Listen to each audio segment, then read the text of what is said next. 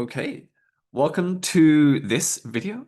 And I'm going to show you exactly what I think is the best one army automaton loadout there is that can just beat the pants off bots or automatons in Helldivers 2 and why.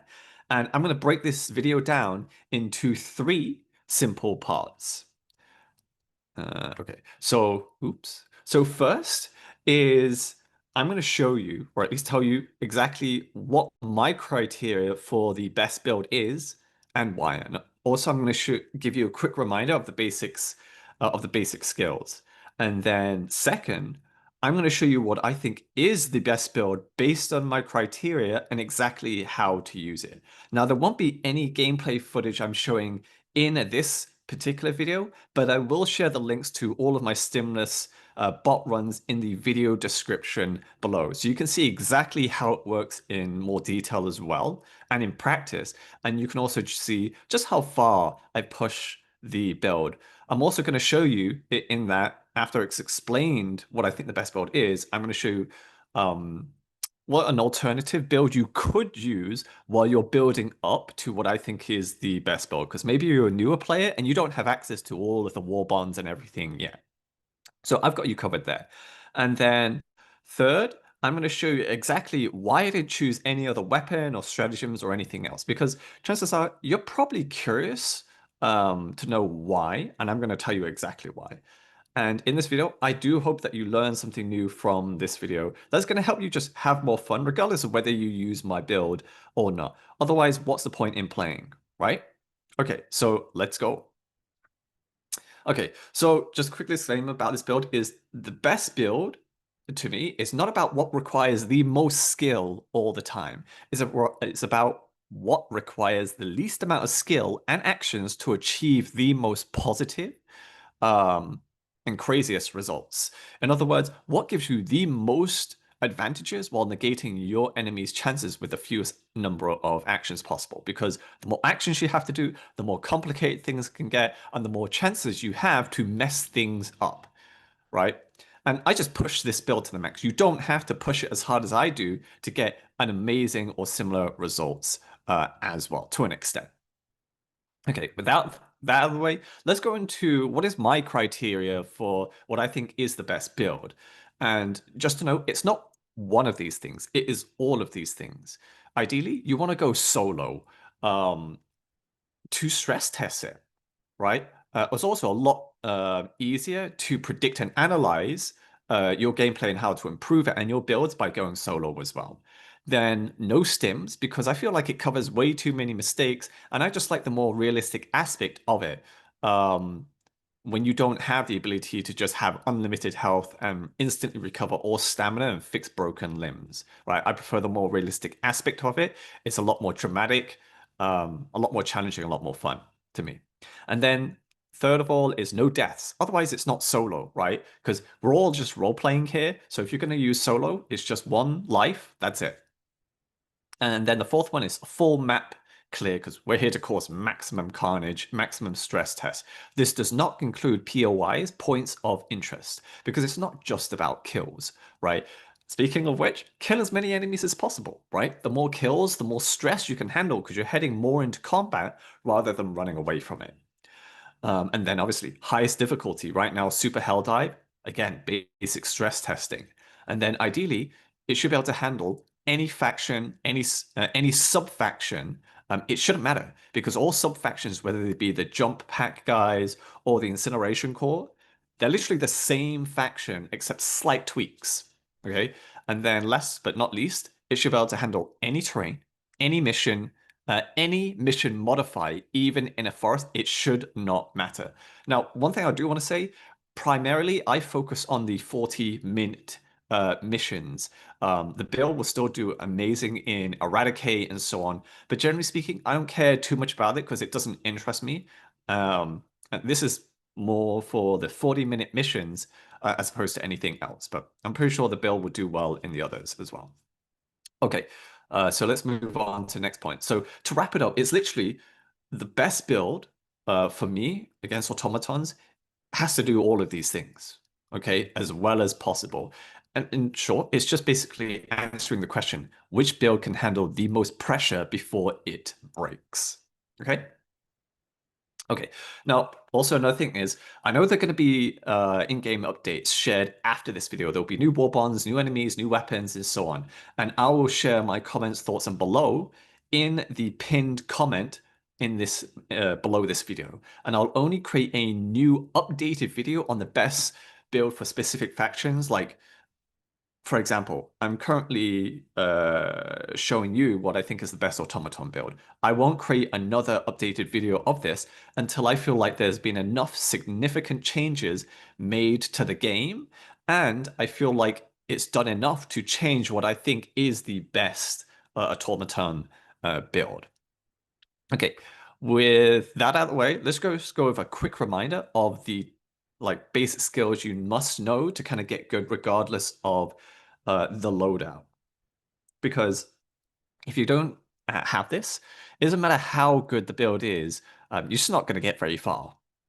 And I see so many high-level players consistently not knowing this. Either they don't want to, that's perfectly fine. Everyone has their own idea of fun, or they just plain don't know and they think there's no other way. So, okay, so number one, check the map often. So you don't run into every ambush and just run, and you can easily remember where your objectives are. Okay, it's an absolute lifesaver knowing where your enemies are. Two, use the terrain. Do you have a charger chasing you? Run behind a wall. Bot shooting you? Get behind cover. Volt is chasing you? Just climb. Same thing if you're being chased by a crap ton of berserkers. Just run up a hill, okay? Because they can't climb up hills, okay?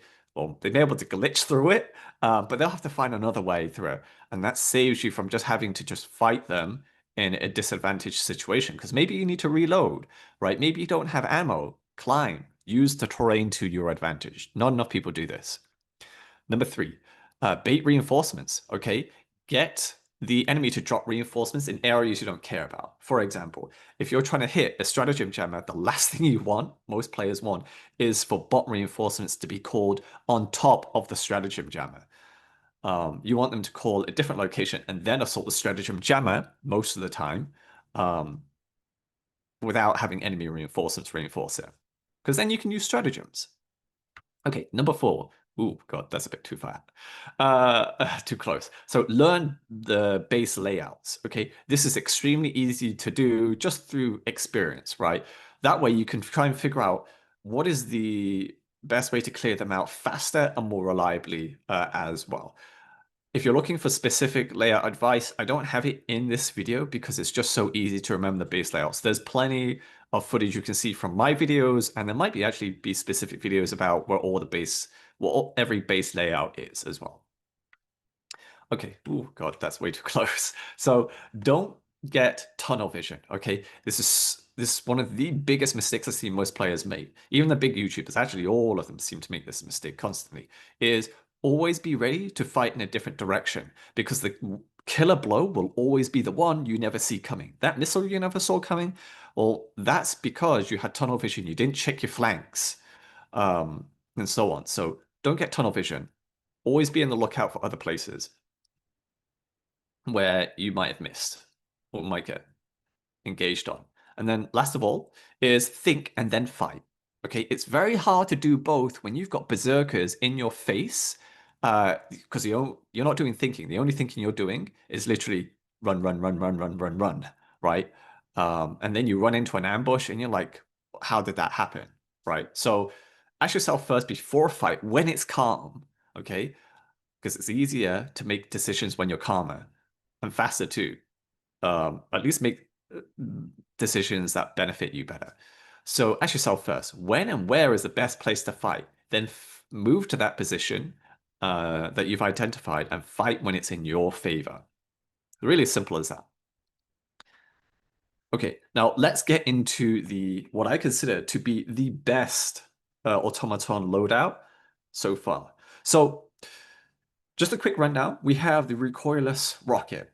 Okay, and I'm going to break this down in the next slide in more detail as well. We've got the Emancipator exosuit, we have the machine gun Sentry, the rocket Sentry, the UAV, radar booster, we have scout armor, light scout armor with a scout passive, we have a crossbow, a P92 warrant pistol, and we have, I think it's the G31 arc grenade.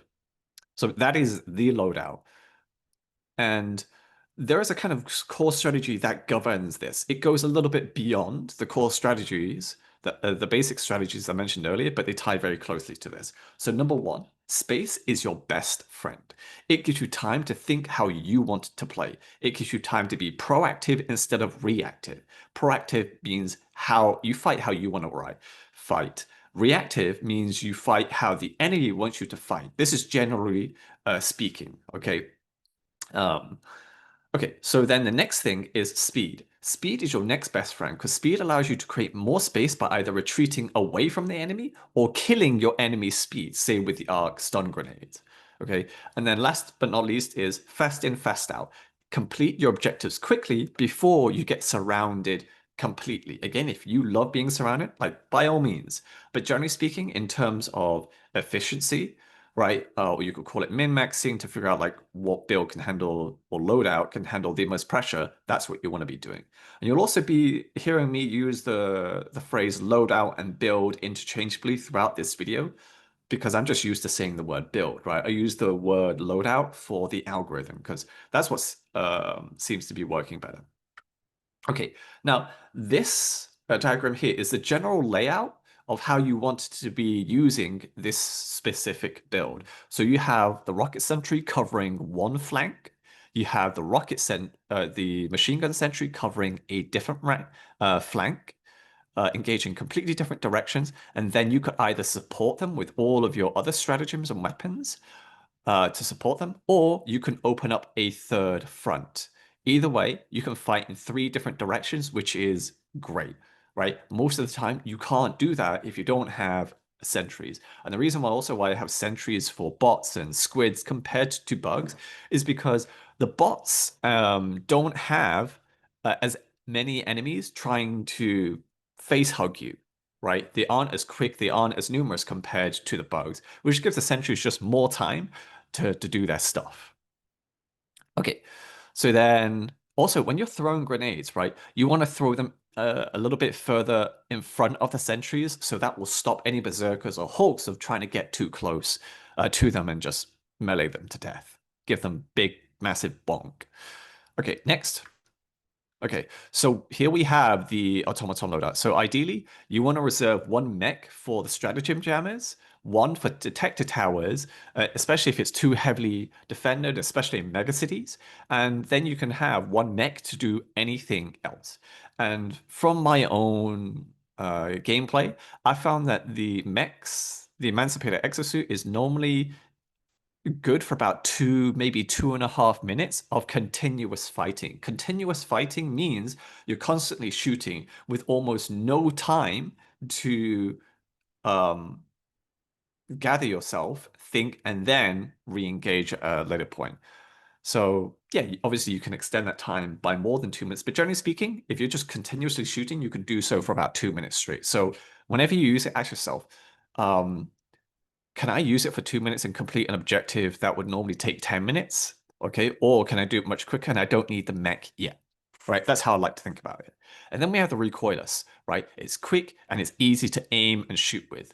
Generally speaking, it can one-shot what I call big elements, which are hulks, tanks, war striders, things that are kind of tough, require high AP armor pen values, and can very easily one-shot you. And then we have the hard targets, which are normally bunkers or factory striders that normally take 2 shots. The reason I call them hard targets is because they're harder to kill, right? But the Recoilless does them pretty quickly as well. And then we have the MG Sentry, which can shoot for 24.8 seconds continuously. Now, don't quote me on that exact number. I was just eyeballing that number, but it's close enough. And it can kill berserkers that are known as absolute bullet sponges in 1.4 seconds. That's a whole lot of berserkers it can kill, right? And you can call it in every 77 seconds. When you factor in the time it takes to type the stratagem, throw the stratagem to call it in, with the whole ship modules fully upgraded, you're looking at a MG Sentry every 85 seconds, which is insanely fast. And I use it for a lot of anti-light and medium bots. It will one-shot bot troopers, It will kill Berserkers and Scout Striders extremely fast. It will kill Devastators extremely fast. The only target it has trouble with as a medium armored target is Devastators with shields. It can't penetrate the shields because the armor value is too high. But one thing it will do is kind of ragdoll a little, not ragdoll, but it will throw off their aim because the explosive force from the machine gun will actually cause it to raise its shields and so on. So try to support it with your crossbow and so on when it is against shield devastators. And obviously, if it's got bigger targets like Hulks chasing after it, support it, right, with a Recoilless or the Rocket Sentry. Now, speaking of the Rocket Sentry, um, it kills gunships, it kills dropships, which covers that, because sometimes it's a bit hard to kill them because maybe the pathing isn't right and they're bobbing like crazy in megacities, or you just don't have time, right? You want to focus on other targets. And I choose it because it's got 40 rockets, it shoots one at a time. So it has a huge amount of staying power compared to every other sentry. And of course, it has a 100-meter range. No other sentry has this. The only sentries that outrange it is going to be the mortars, which are 125 meters range. Most of the sentries generally have 75 meters or lower. And also, do take care to make sure no enemies get within 11 meters of the rocket sentry. Otherwise, it will just cease to function. It will stop working because of some kind of self-preservation protocol, which is strange when you consider the fact that if a Helldiver is standing behind the rocket sentry, it will be you die from the backlash, right? The backblast. So it like that's just weird. It's just inconsistent with its priorities, and to me, it's just a pure arrowhead oversight. Okay, so moving on. So general mech tips, okay? Because mechs are known for being very fragile against bots. And the reason for that being is they get one-shot very easily. But here's how you avoid it. One, always check for turret towers, tanks, factory striders, and war striders before moving in with your mech to avoid getting one-shot. If you spot any of the above, kill them with your recoilless first from far away. And normally, these targets are slow, big-ass targets you can easily practice to hit. And even if you miss, hide, reload, shoot again, right? And they won't be able to one-shot your mech. And obviously, always make sure to fight with a massive piece of terrain between your mech and your sentries to prevent your sentries from killing you. Don't give your sentries any chance of killing you, right? Because otherwise they will do it. They will take that chance. And when you're shooting with bot troopers with the mech, shoot at their feet or the cover they are next to kill them more easily compared to shooting them. Because the autocannon from the mechs does have a kind of small, medium-sized area of effect explosion. So yeah, if you try to shoot at them directly, it just passes through most of the time. It's really fiddly to aim with. So that's why I shoot at either the feet or the cover they're standing next to. So those are the general mech tips. You do this, your mech will basically be a god on the battlefield. And you have 3 of them. Okay, now let's go into the other part of the Automaton loadout. So I choose the Scout passive, Scout armor, uh, the same one no matter the faction, because information is king, right? Information, if you have more information, better information than your enemy, most of the time you're going to win. That's how battles are won, that's how wars are won, um, and that's how we fight as well. Also, it just allows you to launch ambushes at your leisure instead of you being bum rushed all the time. And then we have the crossbow, right? It one-shots bot fabricators. It's very easy to aim and kill them, and you can wipe out patrols in seconds due to the large AoE blast, area of explosion blast. And you barely need to aim to hit targets. That's why I choose it. And then we have the P92 Warrant, which I think is about 300 super credits from the Superstore right now. Um, like its main aim is to kill the small guys, right? Because crossbow, you don't want to rely on that to kill the smaller guys. It has aimbot, 60-meter range, and 104 shots, right? It's extremely fast reload. When it's got no shots left, I think it's like a 1.15 second reload. If it's a partial reload, it's 1.75, which is insanely fast. It can 2-shot troopers, 6-shot rocket striders, and 12-shot berserkers. Each magazine is 13 shots, with 7 spare mags and 1 inside the gun. So it can kill them extremely fast. Now, one thing to note, if the enemy is running across you from left to right or right to left of the screen, the P92-1 will almost never hit them. It's weird because the bullets are moving far faster, much, much faster than the ones they're shooting at. So make sure that the enemy is coming at you when you shoot them. Otherwise, you're just going to whiff every shot. Now, moving on, we have, and also the shots I mentioned are average. Sometimes RNG is not kind to you because it is aimbot, is a little bit of RNG in a sense of where will it hit if it does hit, right? So take those values with a grain of salt, but they are pretty consistent. And a lot of times I will also actually just keep on shooting because, and I don't wait to see, did I kill it in 6 shots or 12 shots? The reason for this being is when the game has registered the target as dead, the pistol will instantly take off the aimbot so you can't shoot. It will try to focus on something else. So don't be afraid to just bam, bam, bam, bam, bam, bam, right? When you have something in your face and you need it dead fast instantly. And then we have the arc grenade.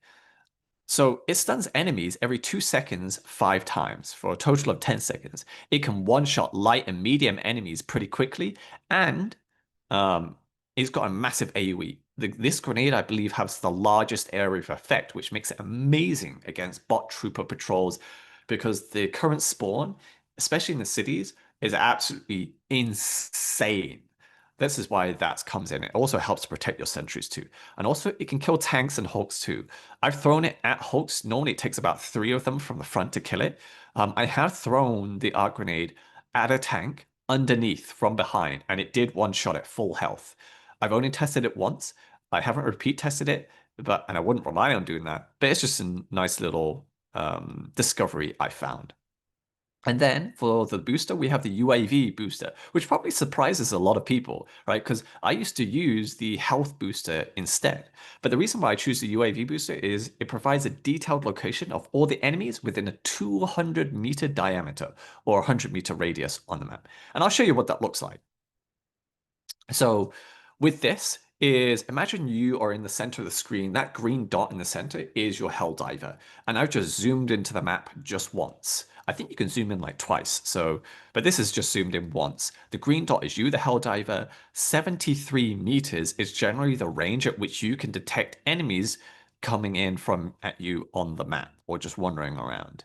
Now, with the scout passive where you can ping any location on the map, and every 2 seconds it will reveal enemies. If you tried to do that, okay, you did north, south, east, and west just to check where the enemies are, that's going to take what? 8 seconds minimum, probably 10 seconds as you move around the map, your cursor. But you don't need to do that because 100 meters pretty much covers the entire map. So you're saving about 8 or 10 seconds every single time. And remember, information is king because that allows you to see where are you about to get surrounded. Oh, let me move out of that and ambush them instead, right? So it saves me a lot of time. And I know a lot of you probably aren't going to do stimulus runs, right? You don't care about stimulus, you don't care about deathless. So you can use as many lives and stims as you want. So that kind of makes the health booster a little bit less useful and effective because you can just stim away anyway. So I would still choose the same one regardless of whether I do stimulus or deathless. That way I can just fight more often and spend less time stimming. Okay, so yeah, and it's 106 meters, which is crazy. Okay, let's move on. So a little bit more detail about how the Scout Armor passive works. So it reduces the detection range of the wearer by 30%. So the detection range reduces from 30%, 30 meters to 22 meters. I'll give you a visual representation in the next slide.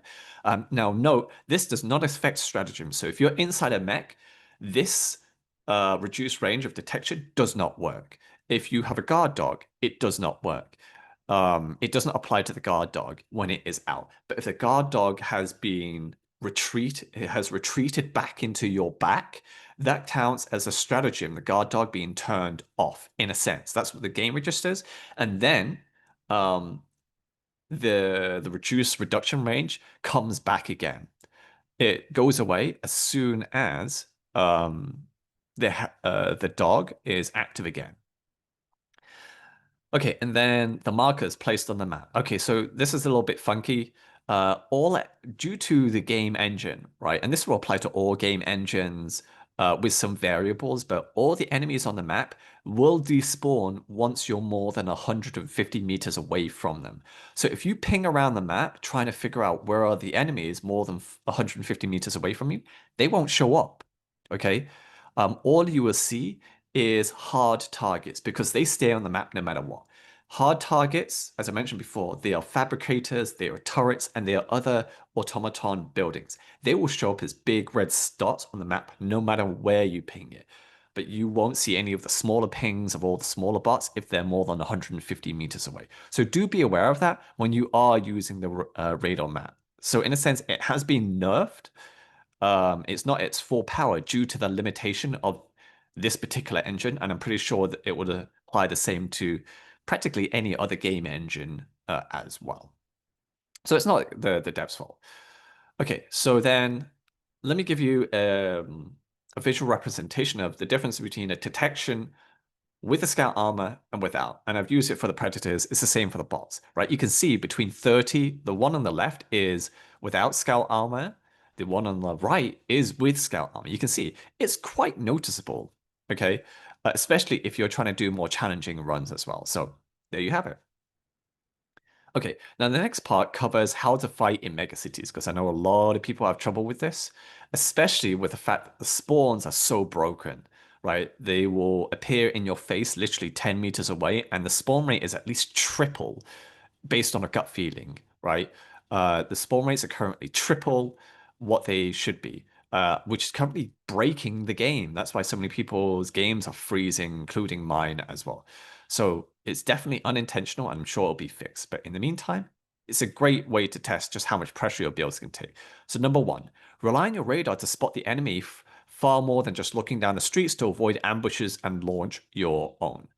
Two, beware of tunnel vision, which mega cities promote, and keep checking your map to see if you're not about to be surrounded. I cannot mention this enough, because when you are on a open map, you can just scan your surroundings and twist your head 360 degrees and instantly spot where everything is within, I don't know, 2 or 3 seconds. You can't do that with all the buildings blocking your line of sight in the mega cities and cities. So rely on your radar map as your eyes and ears.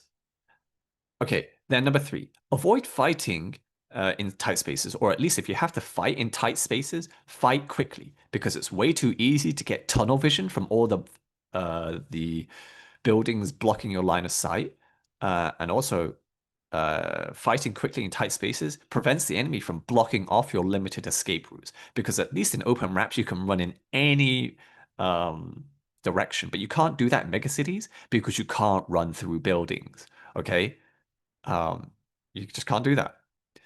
Okay, number four is only fight prolonged battles in large open spaces where you can see quickly and instantly incoming patrols without having to switch to your radar, because that takes time to ping all over the place, at least 8 to 10 seconds. Also, it gives you a lot more places to escape in large open spaces as well. Number five, avoid staying too close to cars because they'll randomly explode, ragdoll, and kill you. Okay, it will happen. Arrowhead are just never going to fix this because um, it's going to be a low priority thing. Plus, I'm sure many people can agree that they have far more pressing concerns and bugs to fix before they ever touch this. So just try to stay away from them. Don't be right next to them. Okay, the next one is always take cover before fighting in case a random rocket or machine gun hits you from a direction you didn't expect. Now, this is especially true in megacities because you have the Thief units in there. The Thief, you have no idea where they will spawn, how many, where they will fight, and in what direction they are fighting in. There's just too much to keep track of when you have so many other things vying for your attention. And a lot of the time, when the Thief soldiers are fighting an enemy, the enemy will try to shoot them with a rocket or something. It will miss the Thief soldiers and it will hit you because the next target behind your Thief soldiers is you. Okay? So that's why take cover. Don't go out in the open. Don't be a dummy. Even if it's a 1 in a billion chance, don't take it. Just don't take it, right? Because you'll be pissed when it happens.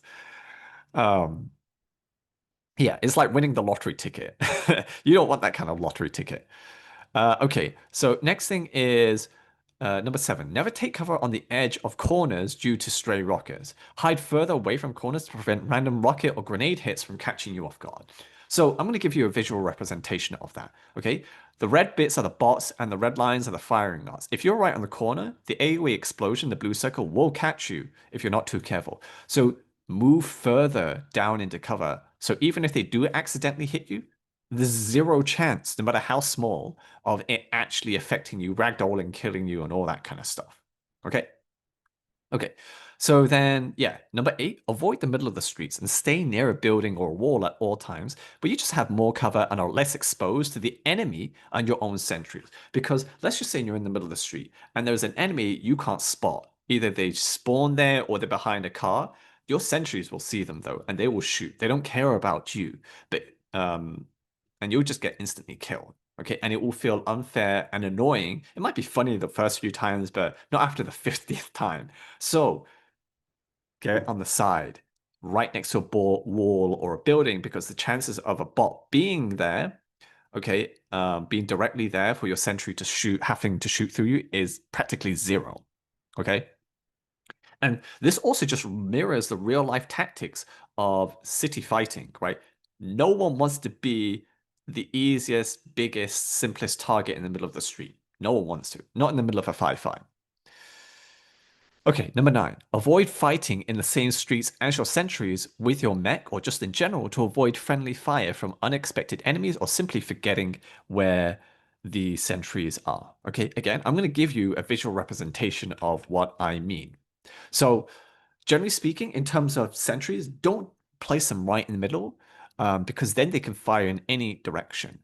What you want generally, right? The green circle being the sentry, the lines being their firing lanes. You want to place them just a little bit below, so it gives you a little bit of safety from your sentries, right? The black boxes are obviously the buildings. The blue is either you or the mech, but do you see how it still covers quite a sizable amount without covering everything, right?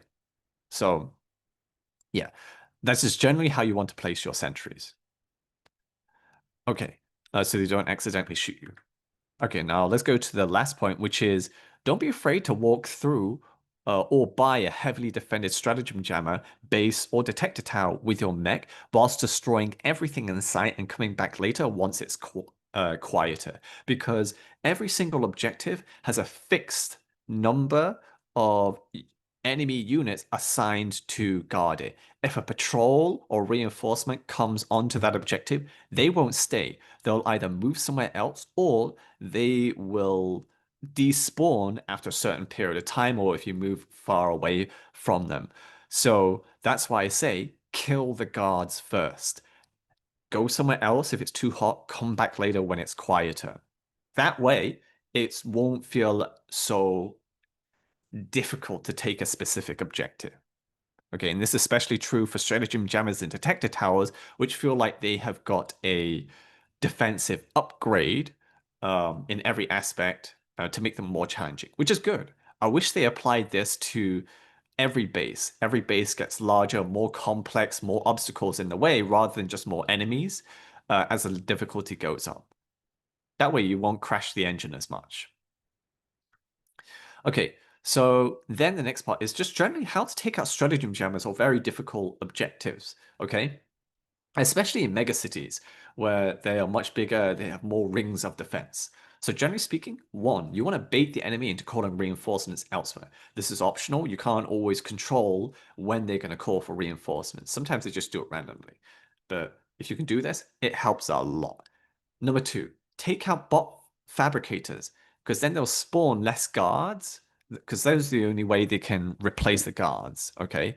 But yeah, kill them and then take out the most visible and easiest to spot targets first, like hulks, war striders, man turrets, turret towers, as well. Because think about it, when you're going in there, you don't want to fight the enemy at full force, okay? Unless that's specifically what you want to do because that's your brand of fun. But for most people, they just don't want to spend 10, 20 minutes on a single objective while they want to do everything else. So from afar, when you have time and space to play how you want to play, kill all the big, easy targets first. And then all the little smaller guys, you can go in and thin them out and draw out the enemy later, right? That way, you can take them apart piecemeal and then rinse or repeat, retreat and repeat if the area gets too hot. So this applies to no matter stratagem jammers, detected towers, no matter what the objective is. Kill the biggest, easiest targets first, and then go in to kill all the other little guys. Okay, so also here are a couple of tips and tricks you might not know about stratagem jammers. Is they have a 150-meter blocking range, and walking barrages have a walking range of about 125 meters. They used to be able to want to kill stratagem jammers. I still don't know if that's the case, but yeah, it's very difficult. Okay, number two, any Thief artillery strike can actually destroy a stratagem jammer, and I don't believe a stratagem jammer actually blocks a Thief artillery strike, I think. Just make sure you throw it near the actual radar dish, and you'll destroy it. And then obviously, last but not least, you can use factory striders, cannon towers, and annihilator tanks with their own cannons to destroy it as well. Okay, so next, yeah, so that is basically the what I consider to be the best automaton loadout by far. And if you're wondering, like, oops, let me do this. Okay, if you're wondering, like, what can I do or what can I use instead if I don't have access to everything here, right? Because you can get the Recoilless pretty early, but the Emancipator Exosuit does take a while to get. So if you don't have that, I would say use a strafing run instead, right? You could use a Autocannon Sentry instead. Either one of those options are amazing and they can work all across no matter the map, the terrain, the faction, the mission, whatever. I've used it many times, highly recommend it. So again, strafing run or autocannon sentry instead of the mech. And then UAV booster, I mean, not everyone's going to use it. Just use whatever you want. For the scout passive armor, it might take a while. And if you haven't gotten to unlocking this yet, I would say don't fret. Okay, don't panic. Just play the game as normal. Try and experiment. Use other armors until you get up to this. I wouldn't worry too much about that. If you can use but I generally suggest using medium armor over the passive itself. The reason for that being is, again, it allows you to create more space, find cover easier and better as one. Just allows you to reposition yourself a lot faster and quicker too. Now for the crossbow, if you don't have it, you don't have access to other war bonds yet, you could use the Plasma Punisher if you have that already. You could use the Eruptor if you have that already. But if you don't, I would probably choose the Diligence Rifle simply because I like rifles. I like how the Diligence Rifle feels, even though it's more of a precision weapon and not ideal against the bots in terms of just getting the most out of it. Um, but yeah, so or you could use the Jar 5 Dominator. I mean, that's fine if you want to use that instead of a Diligence Rifle. It's pretty good as well. But yeah.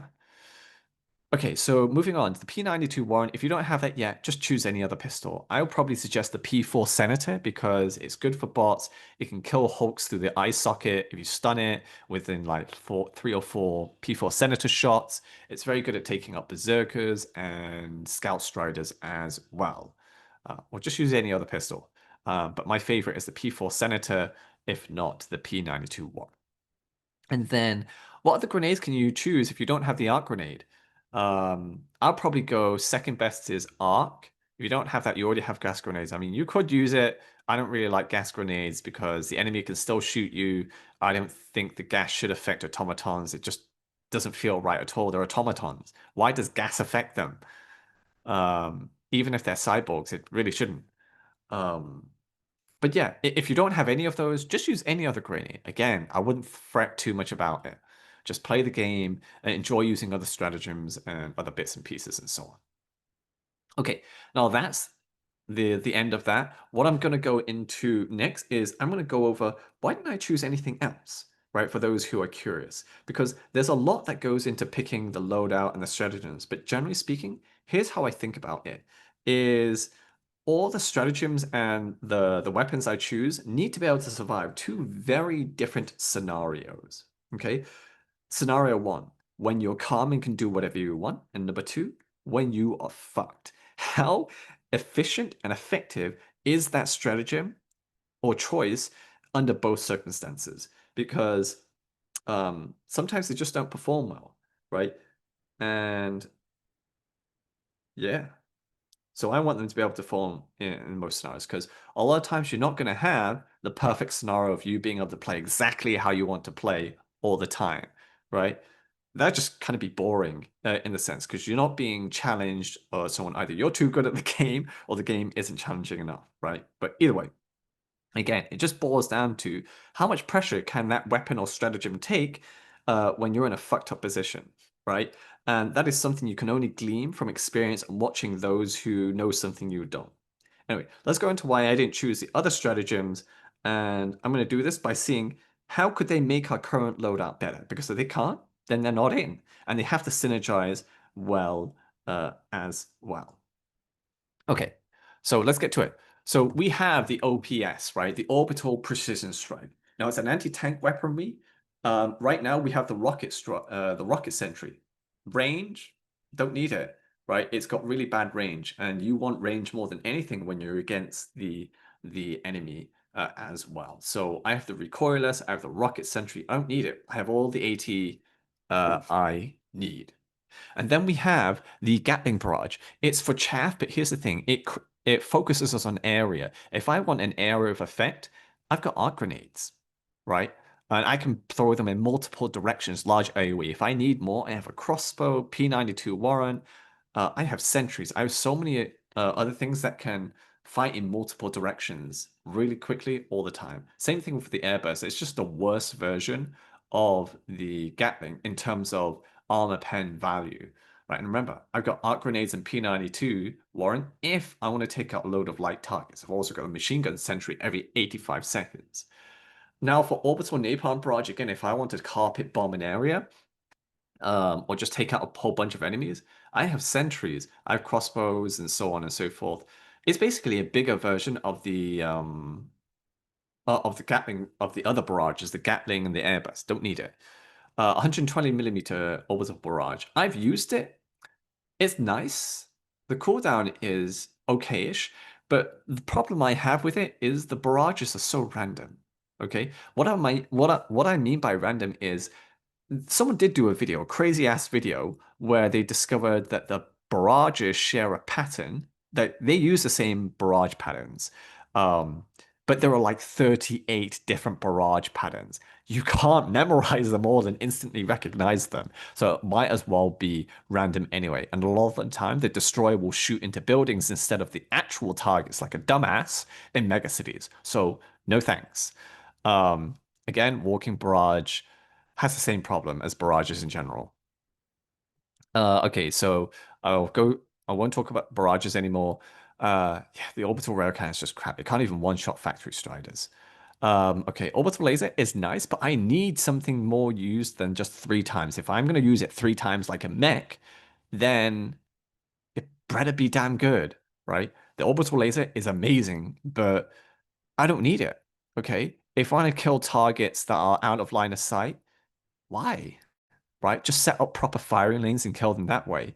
If I need, sure, I can kill certain strategy objectives much faster, but does it actually matter at the end of the day? Because that is in an ideal scenario. What about in a fucked up scenario where you can't use it, right? Like stratagem jammers when it's still up.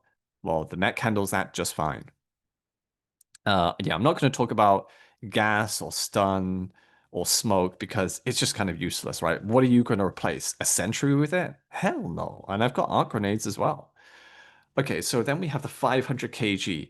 Um, it's good. It's a bit whiffy right now because if I believe correctly, the Hulks have been buffed up to the point where they will tank direct 500 kgs. Even if that's fixed, I won't take it because buildings could get in the way in megacities, and Eagle 1 doesn't always go where you want it to go, especially in megacities as well. Um, Due to all the buildings in being in the way. And also in forests, the trees constantly block it. So no thank you. This also applies to all the other Eagle stratagems that isn't the strafing run. So the fire napalm airstrike, the Eagle airstrike, the cluster bombs, the 110 millimeter, and the I don't think the smoke, but they're all blocked by trees. Okay. I wouldn't suggest them at all. Even if they weren't blocked by trees, is they're perpendicular to you. They go from left to right or right to left. and most patrols come at you. So they'll miss most of the patrol, except maybe the cluster because it's got a massive AoE. But I don't need them when I've got sentries. And they can protect me from extended periods of time as well, compared to the airstrikes, where you have to constantly just throw, meaning more mistakes. Remember, the best build for me is the one that requires the least number of actions, because less actions means less chances for mistakes. But yeah, strafing run is amazing, but like, what is it going to replace? Because quite often I analyze my own gameplay, I realize I use strafing run about 23 to 29 turns times a game. And I only get about, what, maybe 80 kills max, which is really small. You barely 3 kills per strafing run. A lot of the times, the strafing runs don't matter. They don't change my gameplay significantly. They don't get me out of fucked up scenarios that often. And a lot of the time, they actually accidentally or purposely use it to steal the kills of sentries that could have easily handled it themselves. So I don't really need it. And the mech, 3 mechs can kill way more than just 80 units. They protect you way better, and you can just walk up to a stratagem jammer with them, right? Okay, so yeah, that's all of the offensive stratagems. So next one is the supply. One true flag. Yeah, let's not talk about that. Okay, so I'm gonna tackle all the machine guns all in one go. Is they're nice, but let's think about it like this: is if we go back to my loadout, okay, I have 1 sentry, 2 sentry, 3 guns, 4 guns, 5 weapons that can handle any type of medium and light enemy. So why do I need another weapon dedicated to light and medium targets? Sure, the heavy machine gun can handle heavier targets, but do you really want to rely on a heavy machine gun to take out um, drop ships, convoys, turret towers, command bunkers, and so on, and bot fabricators? Do you really want to rely on that? Because no, you wouldn't. Same thing with the railgun. I know a lot of people love using the railgun. Like, if you love using it, like, good on you. But it's just nowhere near the best option, right? Because in terms of heavy targets, like, it struggles to kill command bunkers. It struggles to kill turret towers. You have to go around the back. It struggles to kill factory striders, drop ships, and so on. And to kill hulks, you have to do up close. You have to hit a specific spot and you have to charge. You have to expose yourself. Whereas the recoilless rocket, you pop out, aim at the general mass, pop back into cover again. Barely a second. Um, the same can't be said of the railgun. So yeah, and the railgun suffers from the same issue as the sniper. The sniper basically just had better range, but it suffers against all the other big targets like Hulk at distance, drop ships, convoys, and so on. And then let's see. So the Epoch, I think that's the Epoch launcher. No, I think the Epoch launcher might be something else. Well, either way, this is the arc grenade launcher, I believe. Same problem as the machine guns. So I'm not going to talk about that. Grenade launcher has the exact same problems as the machine guns as well. It can't handle heavy targets. And I have enough anti-light and anti-medium targets, weapons to handle those kind of targets. No, that's the arc grenade launcher. That's the Epoch. Um, yeah, again, the Epoch, it's still not the damage and the range and so on. I still wouldn't rely it to kill all the other hard and big element targets. I mentioned that the recoilless can. It's nowhere near better than it. And all the other things, I have all my other weapons to handle it. So it's just overkill. Yeah, so the arc grenade suffers from the same problem as the grenade launcher. Uh, the sterilizer and the flamer suffer same problems as these guys, even shorter range, so I don't need to cover because it's the same problems. Then we have the laser cannon. I can't remember which one's the laser cannon and the quasar. So I'll talk about laser first. It takes too long to take out the really hard targets. It can't handle the more difficult threats anywhere near as fast or as easily as the Recoilless. The Quasar Cannon falls into the same thing. I don't want to shoot once every 17 seconds or 14 seconds. No thanks. It's not good when you're trying to defend the flag either. Okay, and then we have the arc thrower, 52-meter range, I believe. Again, I have all the anti-light and medium armor pen I need. And then we have, I'm going to cover the commando, the eat, the same way I will handle the uh, quasar cannon. It takes too long to kill stuff, okay? In terms of how much ammo you have, because you have to constantly wait for that cooldown. And run to positions. Because what if you have to call these down and you have to abandon them because the enemy's just overrunning you, right? You don't have to worry about that if you're carrying the recoilless around. Autocannon has the same issue as machine guns and all that kind of stuff. It doesn't really take out the hard targets and the heavier pens, more heavily armored enemies like the recoilless can. Airburst is the same problem as the machine gun. The spear is basically a much slower version of the recoilless, and you can't aim for weak spots.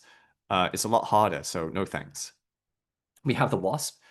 Same problem as all the others. Sure, it has aimbot, but it is not very good in cities or enclosed spaces, whereas the recoilless is fine. You can't really choose which points that you're going to hit on an enemy. So yeah, I just wouldn't recommend it, the wasp. Okay, so then we have the resupply backpack. You don't need it, okay? Just take the resupply pod or take all the ammo boxes scattered around the map. Okay, I rarely ever use the resupply or call it down when I'm playing with randoms and quick play, simply because there's more than enough ammo drops lying around. If I don't have any ammo left, just use the mech, okay, as a backup.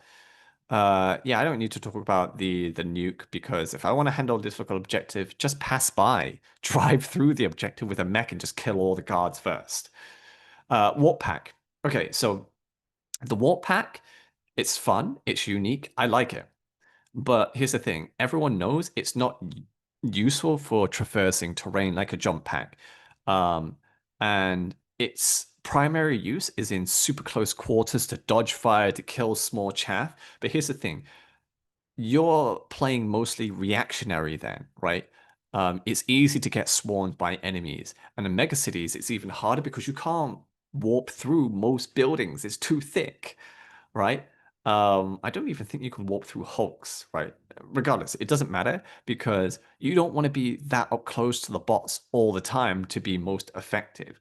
You want to put as much space between you and the enemy. And the further you are away from the enemy, the less valuable the warp pack becomes because you can easily just dive or move a few meters to get behind cover, which is the best form of armor, is the one where you don't get hit, right?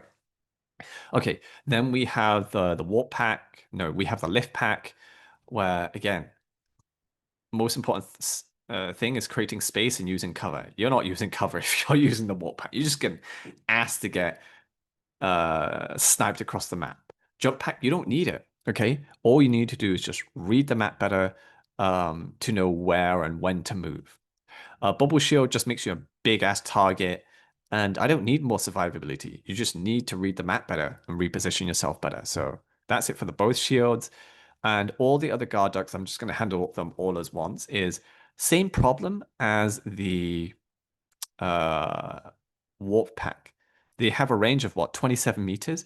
Do you really want a bot to get within 27 meters of you before you become effective? Like in terms of efficiency, hell no, right? Let's just go back to this, okay?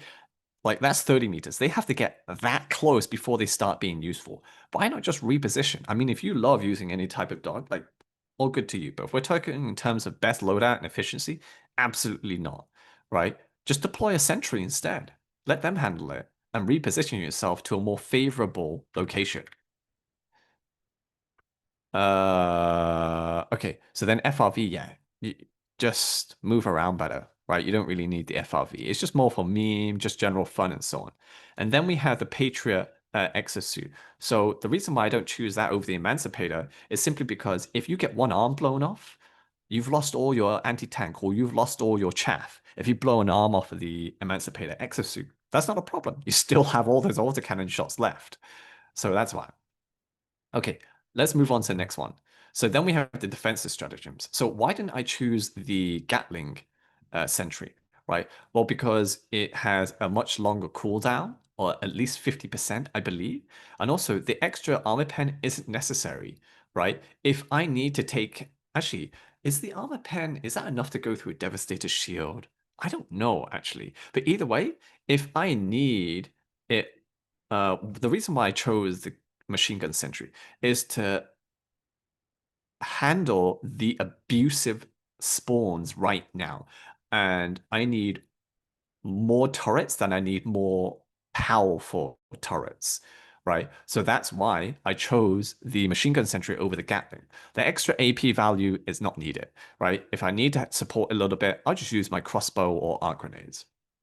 The flamer, yeah, long cooldown, short range. I need something with proper range. Laser is, it has the same cooldown time as a rocket sentry, right? And it can't beat the rocket sentry for AT, right? And if I want chaff, I've got the machine gun. It spawns faster as well. Okay, and the unlimited ammo, even with the overheat, which you can't control, it's just not ideal. Okay, so the reason why I didn't choose the AC Sentry over, say, the Rocket Sentry is simply because the AC Sentry only has, you can only fire 12 times of 3 shots each. That depletes its ammo insanely fast, and I want longevity. The ability to kill harder targets, heavily armored targets, is about the same. There's not too much difference. And then we have the mortars. So mortars, 125-meter range, is too random. I can't know where they're going to fight. At least I know where the sentries are going to shoot, generally speaking. Mortars, you can never tell. Um, Actually, no, you can tell. They're going to shoot the one closest towards your face and kill you instead. Again, don't need shields, just find better cover. The grenade emplacement. Okay, so I'm going to handle all of the emplacements in one go because they all share the same problem. When you're in a mega city or a foresty terrain, a lot of your line of sight is just blocked. It's easy to get flanked as well, and you'll get instantly one shot by missiles, um, and turrets. You just don't want to do it. And most of the time, you're not going to use all the shots. If you are, why not just use a sentry? Like, what are you going to replace? A sentry with it? No thanks. Because of how abusive the spawns, they can easily get past you. Hulks can walk past you or walk through you as well. And yeah, I just won't choose it. You're not going to use it fully, and a lot of times your line of sight is just going to be blocked. And if it's not, why not just snipe away with your recoilless instead if you're going to take out buildings? Why not just use a mech to defend a single point instead? Because you have a lot more ammo, you can move around, you're a lot better protected away from flanks as well. Tesla Tower has the same issue as the Flamer, range, okay? And I don't take any mines simply because it's a range issue again. Um, yeah, you don't want bots to walk into it. Wait for them to walk into it because they will shoot you before they ever walk into those most of the time. Compared to bugs, most bugs can't shoot, so they have to run towards you. That's why mines are so good because range isn't an issue. Okay, so armor passives. Okay, so I just pulled this from the wiki, and I'm not really going to go over them or all of them. I'm just going to simply say they don't offer any advantages, or most of them don't offer any advantages that actually improve my build. And the only ones that do, it's like, why, right? Just because you can doesn't mean you should. Like, if you're already really great at something, why increase it if it's not going to make a noticeable difference to improving your weaknesses and so on? And one thing you can always improve upon is the ability to not get hit and having better information and more information of basically where and when should you fight, right? It just makes things so much easier the more skillful you become. So that's why I always say choose the scout passive above all. Okay, so yeah, there's not much to really say about that. Okay, so primaries. So generally speaking, you want a primary Again, for the same reason, I'm not going to go over all of these individually. You just want a primary that gives you explosive damage to take out patrols easily because they're normally quite well clumped up, unless they are bot trooper squads. For those, you have arc grenades, machine gun sentry, and P92 warrant. But for everything else, the top two picks are generally going to be, well, actually, third place is the has the Punisher. The only for me, because it's got AoE damage. It basically shoots plasma grenades. But the only reason it's not like high for me is simply because it's like the explosive force actually doesn't kill the bot fabricators if you shoot down the vents. So that's why I don't pick it over the eruptor or the crossbow. Now the reason why I chose the crossbow instead of the eruptor is because the rate of fire matters a lot. Sure, the eruptor can have an easier time killing or aiming at gunships, but I've got the rocket sentry, I've got machine gun sentry, and I've got the recoilless as well, and I've got the mech. Right, I don't need the eruptor because it has a much slower rate of fire. And when you're in a fucked up situation, you don't have time to just rechamber a new bolt every single time. So and also, it doesn't shoot shrapnel back at you 50 meters back and kills you, which can happen a lot. Um, so that's why I choose a crossbow. It doesn't shoot shrapnel back at you. It is a much easier time killing bot uh, fabricators through the vents as well. And it's just high rate of fire. That's literally it. And all the others, they don't have AoE explosive damage. They don't have it, it's not really worth considering. That's better. Yeah, I don't think I really need to talk too much about this, is because I use the secondary mostly to handle what my loadout can't handle or if it's too much, right? Which is all the little guys. And the best one to handle all the little guys and berserkers as well is going to be the P92 Warren. Extremely fast reload speeds, extremely fast shooting speeds, and extremely fast killing speeds as well. And it requires almost no effort to use. So yeah, that's why I wouldn't choose all the others because you require far more effort for far worse results. Okay, so the other grenades, the other reason I didn't choose. Okay, so the reason I chose the grenade is to support my sentries. Okay, I don't want them getting destroyed so quickly, so that's why I used to use stun grenades. But the arc grenade is just basically a better stun grenades in terms of crowd control because it can kill extremely well and it can stun at the same time. Just don't throw it up a hill, right? Because if you throw it up a hill, that's your fault if it bounces back. Also, when you're using the arc grenade, don't throw them in the same area because they can bounce back as far as 40 meters right back at you and insta kill you. So don't do that. Yeah, you could use gas, but gas, even though it lasts for like 14 seconds compared to stun, which is 5 seconds, and the arc grenade, which is 10 seconds, um, the bots will still shoot. A lot of the times they'll still shoot straight at you. They'll still walk at you. So half the time, gas is basically the effects don't really do anything, right? And they take too long to kill anything. With the arc grenade, basically one shots all your light enemies and almost one shots or two shots all the medium armored enemies as well. So yeah, gas is just no. Gas is nowhere near to either of the stun grenade or the arc grenade. It's not even close. Also, we have the Spidget Finna Fire grenade, the Pyrotech. I don't like how the sparks have a higher AP value than the actual grenade. It's just ridiculous. Um, I've heard it can gimmick kill factory striders and all that kind of stuff because the damage is broken. Um, but in terms of utility, it still doesn't beat out the arc grenade or the stun grenade. So yeah, that's why I choose them. That's why I didn't choose all the others. It's more of utility than a damage. The damage is sweet, but the utility is far greater. It just complements the rest of the build far better than all the others could. Okay. So boosters. Okay, so I've already talked about it. Like a lot of people will still probably go for the health booster. Like, I don't blame you, but again, if you're using stims, like, what's the point, right? Use something else. Again, information is king, and the less time you have to try and figure out where everyone is, the more time you have to react. The difference between this heart booster and this is 8 seconds. I can figure out what I need 8 to 10 seconds faster with this booster than the heart one. So that's why I take it, regardless of whether I do stimless, deathless, or whatever. Okay, so then, yeah, again, this is a reminder of the difference in terms of information you have available to you, 106 meters compared to without the booster, 73, where you have to ping all over the place. I rarely need to ping further than that. I can if I want to, but I don't need to. So yeah, it's just not even close to competition.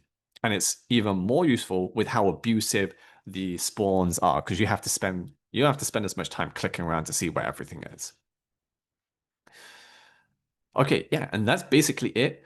That's everything of what I think is the best automaton loadout so far, bar none. Why I chose what I chose, why I didn't choose what I chose as well. So if you're liking this video, do remember to share, like, comment, subscribe. Would really appreciate it. And yeah, reminder, all in-game updates shared after this video has been released will be added in the pinned comment below, okay? And all the stimulus runs I upload to update to show you just how it works with commentary will be in the video description, not the pinned comment, the video description. And I'll only upload a new video on the best builds for specific factions, or for the bot video in this case, will only be a new one will only be made once enough significant changes have been made to the game, and if I think the best build has changed enough. Okay? Okay, yeah, and that's basically the best Automaton loadout video. Do remember to like, share, subscribe. Let me know what you think, because obviously I put a lot of effort to cover as many things as possible. A lot of things that I don't see being covered. So hopefully that helps. And if you liked it, then be sure to check out my other videos. Anyway, have a good day, and I'll see you in the next one.